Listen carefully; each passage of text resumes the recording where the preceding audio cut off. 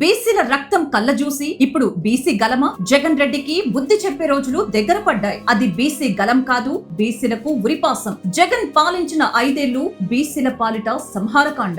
BC రక్షణ చట్టం అవసరాన్ని సృష్టించిందే జగన్ హత్యాకాండ. బీసీలకు ప్రత్యేక రక్షణ చట్టం కావాల్సిందే అనే డిమాండ్ను బీసీవీ పార్టీ అధినేత బోడి రామచంద్ర యాదవ్ మొదట ఎందుకు వినిపించారో తెలుసా? ఆనాటి జగన్ ప్రభుత్వం బీసీల పట్ల చేసిన హత్యలు, పెట్టిన అక్రమ కేసుల వల్లే. దాన్ని మరచిపోయి ఇప్పుడు బీసీల పేరుతో డ్రామాలు మొదలు పెడుతున్నారు వైఎస్ జగన్. అనంతపురం వేదికగా వైఎస్ఆర్ కాంగ్రెస్ పార్టీ నిర్వహించాలనుకుంటున్న బీసీ గలం సభలు ఒక రాజకీయ డ్రామా. 5 ఏళ్ల పాటు బీసీల గొంతు నొక్కి ఇప్పుడు గలం విప్పటం హాస్యాస్పదమని బీసీవీ పార్టీ అధినేత బోడి రామచంద్ర యాదవ్ నిప్పులు చెరిగారు. అధికార మదంతో కళ్ళు మూసుకుపోయిన గత జగన్ రెడ్డి ప్రభుత్వం బీసీల జీవితాలను చిన్నాభిన్నం చేసింది. గత 5 ఏళ్లు రాష్ట్రంలో సాగింది బీసీల సంక్షేమం కాదు, బీసీల సంహారకాండ. జగన్ హయాంలో బీసీలపై జరిగిన అరాచకాలు వర్ణనాతీతం. సుమారు 70 మంది బీసీ బిడ్డలు దారుణంగా హత్యకు గురయ్యారనే ఆరోపణలు ఉన్నాయి. 15 ఏళ్ల పసివాడి నోట్లో పేపర్లు కుక్కి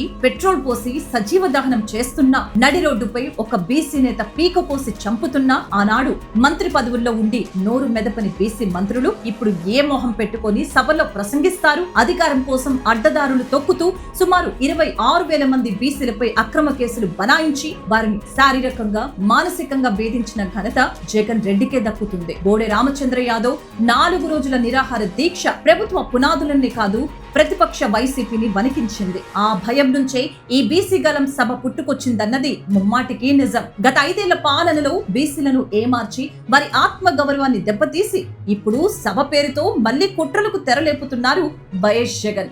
బీసీల రక్తం చిందిన నేలపై వైసీపీ నేతలు గలం ఎత్తటం అంటే వారిని మరోసారి అవమానించడమే.